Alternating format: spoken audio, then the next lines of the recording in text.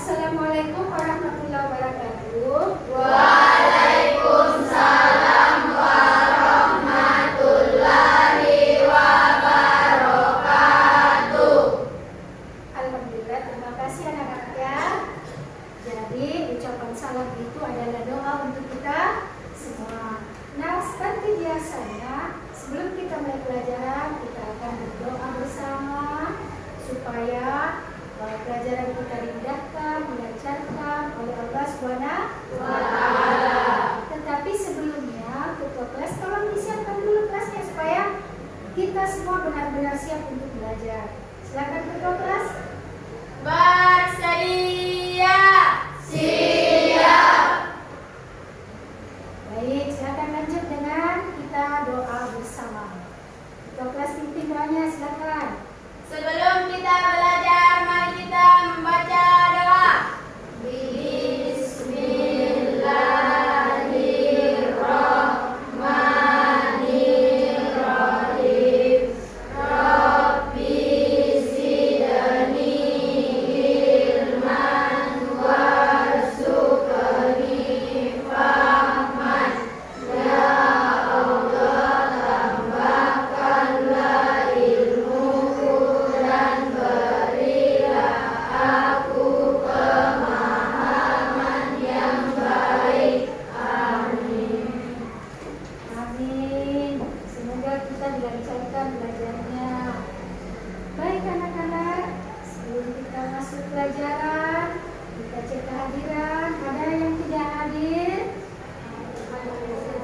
Semua hadir ya? Semua hadir. Baik. Semua hadir. Andi Irma Ardiamsa. Hadir, Bu. Andi Irma. Hadir. Adinda Maudina Dewi. Ya, baik. Kemudian Andin Yasya Bustin. Hadir, Bu. Ya. Semua sehat ya? Alhamdulillah ya. Semua sehat. Baik. Anak-anak, supaya kita belajarnya lebih semangat, maka sebelumnya mari kita breaking dulu ya. Semua tahu tepuk semangat ya? Tahu. Oke, sekarang kita tepuk semangat bersama. Mulai. Tepuk semangat. Dan dan dan. Din din din. Dun dun dun. Dan dan dan. Din din din. Dun dun dun. Semangat. Masya Allah, semua benar-benar semangat. Ceria semua ya. Semua ceria. Nah, jika minggu lalu pada pertemuan yang lalu kita belajarnya itu kita diskusi tentang teori-teori masuknya Islam di Indonesia. Ada yang masih ingat? Teori apa minggu lalu? Satu teori Cina, lalu lalu Persia. Ada 5 teori ya.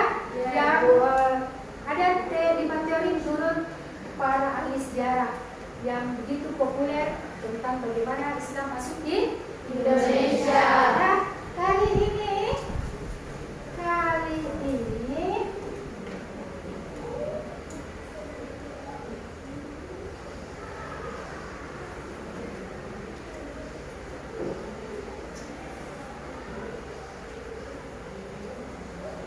jadi strategi dakwah masuknya Islam di Indonesia.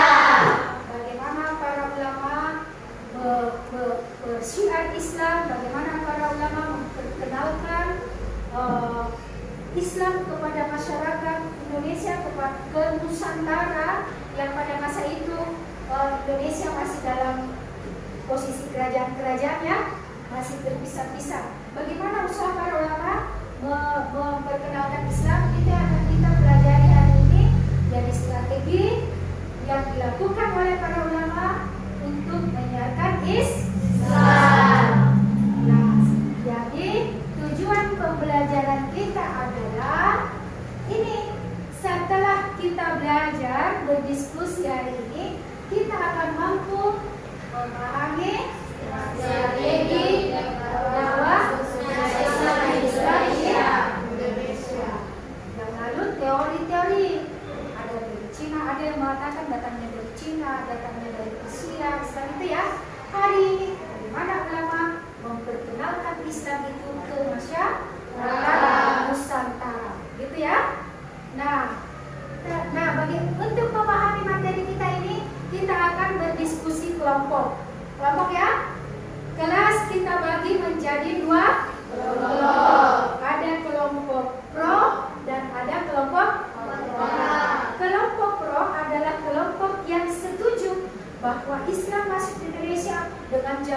perdagangan misalnya ya. Nah, kelompok kontra akan mengatakan kami tidak setuju dengan itu. Kelompok kontra akan membantah teori itu ya, teori yang disampaikan oleh kelompok pro. Tetapi sebelumnya kita ya lihat dulu ya, biar lebih semangat diskusinya. Oke, kita persilahkan kelompok.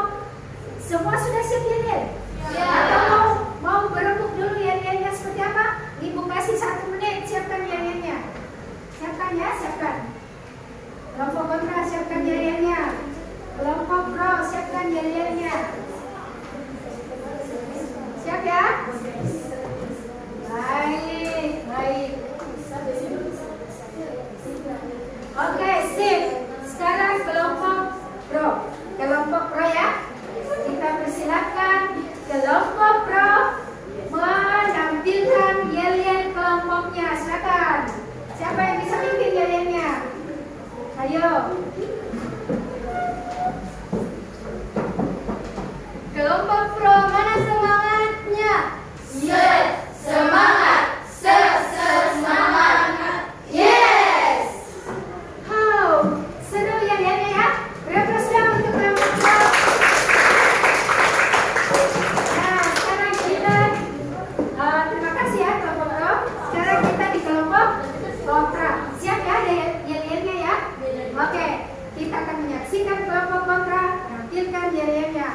Silakan, siapa yang bisa pimpin? Silakan.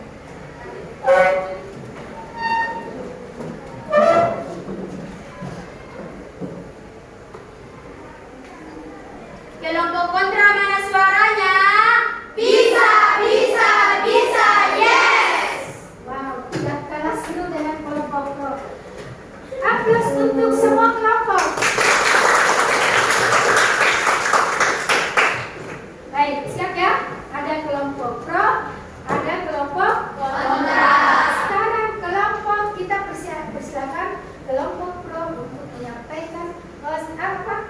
Sebelumnya tiap kelompok berdiskusi terlebih dahulu tentang strategi dakwah masuknya Islam di Indonesia.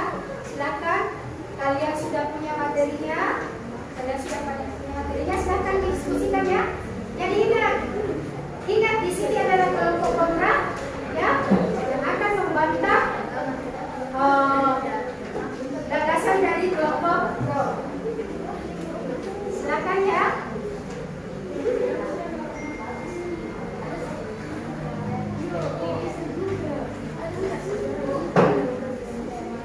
Baik, ada yang mau ditanyakan? Apa nak? Baik.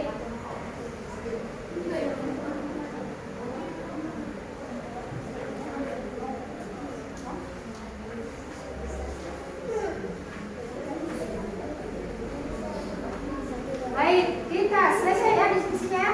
Silakan kelompok pro menyampaikan hasil diskusinya, hasil ngobrol sama teman kelompoknya. Silakan kelompok kontra diperhatikan ya. Silakan. Ayo, mana juru bicaranya? Juru bicara dari kelompok. Oke, silakan. Assalamualaikum warahmatullahi wabarakatuh. Waalaikumsalam warahmatullahi wabarakatuh. Kami dari kelompok pro akan membacakan hasil diskusi kami.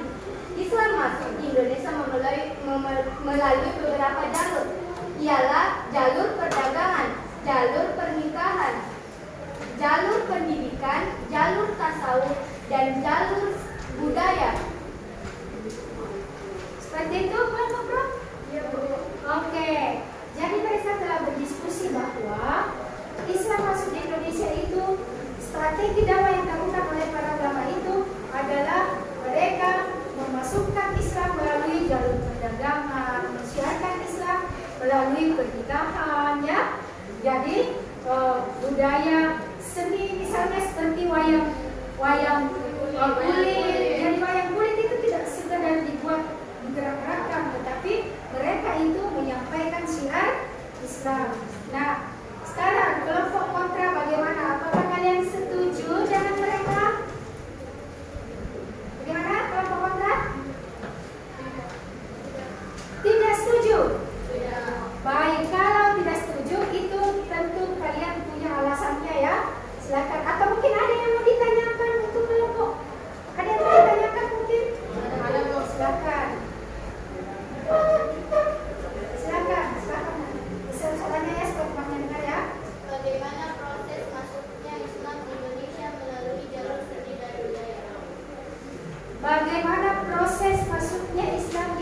Indonesia melalui jalur seni dan budaya. Bagaimana? Ada yang silakan juru bicaranya mana? Jadi saya akan menjawab. Untuk penggunaan jalur kesenian sebagai media dalam berdakwah adalah suatu daya tarik yang lain. Menurutnya seorang sejarawan dari Persia yang tinggal di Malabar pada abad 15 Masehi, yaitu Sainuddin Al-Mabari. Ia menulis dalam sebuah bukunya, Tuhfat Al-Mujahidin, menyatakan bahwa banyak penduduk di India Selatan dan juga di Nusantara tertarik untuk memeluk agama Islam setelah dia menyaksikan serta mendengar pembacaan mengenai riwayat kehidupan serta perjuangan Nabi Muhammad SAW yang disampaikan melalui sebuah bentuk syair dan dinyanyikan Supiono tahun 2015. Syair diketahui sebelum Islam dating sudah ada, terutama masyarakat Melayu. Hal ini membuka jalan bagi diterimanya Islam secara lebih cepat. Ya, jadi salah satu kata temannya yang kelompok pro, salah satu bentuk dari jalur seni dan budaya itu adalah syair-syair, diciptanya syair yang tentu syairnya adalah mengajak untuk syairnya itu adalah ajakan untuk syairnya memperkenalkan Islam itu seperti apa. Islam itu ternyata indah, kata Ustaz Maulana ya. Nah, seperti itu ya, kelompok pro. Masih ada mungkin? Silakan. Kami dari kelompok kontra ingin menanggapi bagaimana proses masuknya Islam di Indonesia melalui jalur perdagangan. Nah, tadi kelompok pro menyampaikan jalurnya ada jalur perdagangan. Ada jalur apa lagi? Pernikahan. Jalur apa lagi? Lalu sekarang kelompok kontra bertanya, jika kalian mengatakan bahwa masuknya Islam di Indonesia itu salah satunya melalui jalur perdagangan, seperti apa bentuknya, katanya ya? Begitu ya? Seperti apa yang mereka lakukan dengan jalur perdagangan itu, gitu. Bisa dipahami betul? Oke, silakan. Jalur ini adalah tahap awal yang mendasari kemunculan Islam di Indonesia dan terjadi sekitar abad ke-7 Masehi sehingga abad ke-16 Masehi. Islam dibawa oleh pedagang Muslim dengan jalur yang damai. Pada waktu itu terdapat banyak pedagang Muslim yang berdagang ke Indonesia hingga akhirnya mereka membentuk sebuah pemukiman. Di sini mereka semua bekerja sama dan menyebarkan Islam. Di tempat inilah mereka berinteraksi dan menyebarkan agama Islam. Baik, bisa dipahami kelompok kontra? Bisa. Alhamdulillah diskusi kita hari ini lancar dan semoga kita benar-benar bisa memahami tujuan pembelajaran kita hari ini, yaitu strategi dakwah masuknya Islam ke Indonesia. Jadi seperti itu tadi, melalui jalur-jalur itulah Islam diperkenalkan ke masyarakat Nusantara pada masa itu. Nah, anak-anak, sudah kita sama-sama memahami strategi dakwah. Saya ingin, ibu ingin ya membagikan ini sebagai evaluasi pembelajaran kita hari ini. Dibagi ke teman-temannya ya.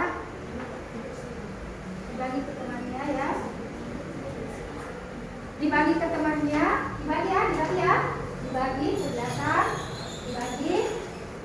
Nah, silakan itu ya, diisi ya, silakan ya. Itu adalah evaluasi kita, apakah kita benar-benar sudah paham atau belum. Nah, silakan ya. Sudah ya, sudah. Baik.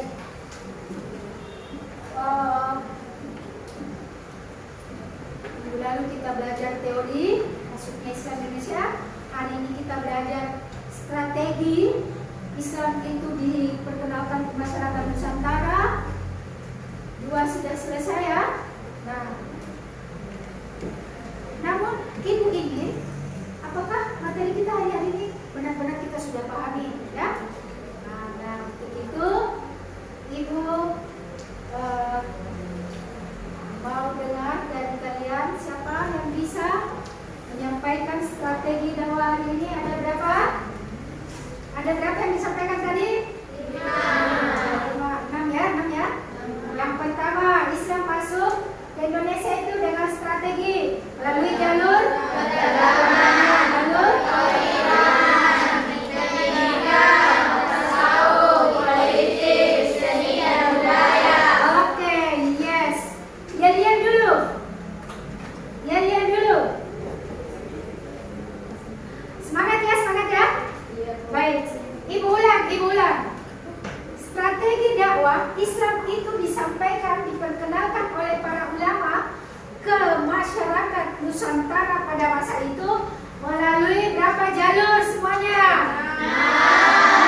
6. Yang pertama, yang kedua, yang ketiga, tasawuf, politik, seni dan budaya. Terima kasih banyak. Kalian sudah belajar dengan semangat yang luar biasa ya. Baik teman-teman. Pertemuan berikut kita akan belajar bagaimana peran para ulama memperkenalkan Islam. Strateginya sudah, teorinya sudah. Nah, sekarang pertemuan berikutnya adalah bagaimana kita meneladani ya peran para ulama ketika mereka syiar dari di Nusantara memperkenalkan Islam.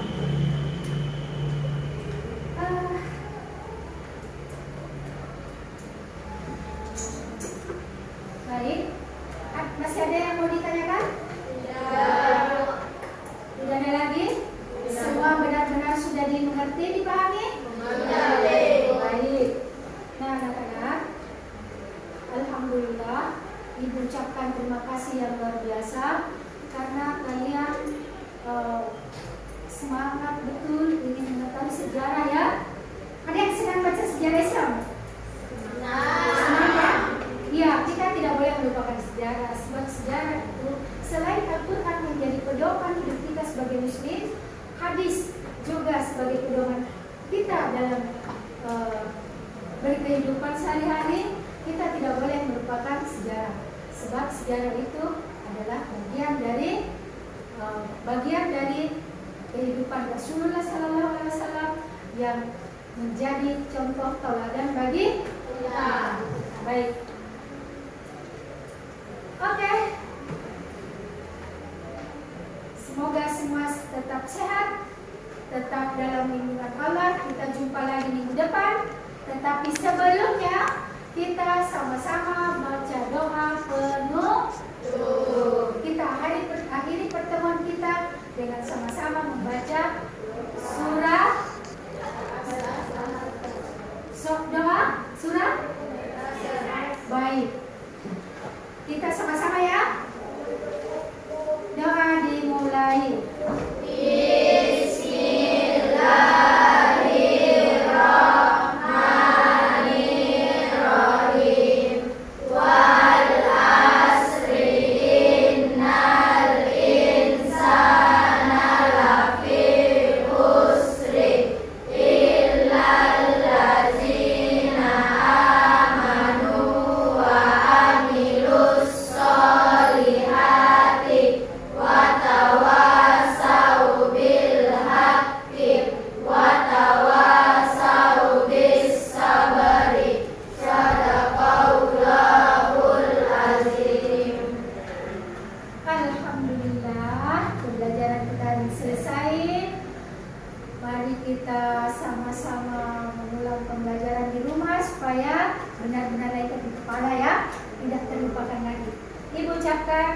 Assalamualaikum warahmatullahi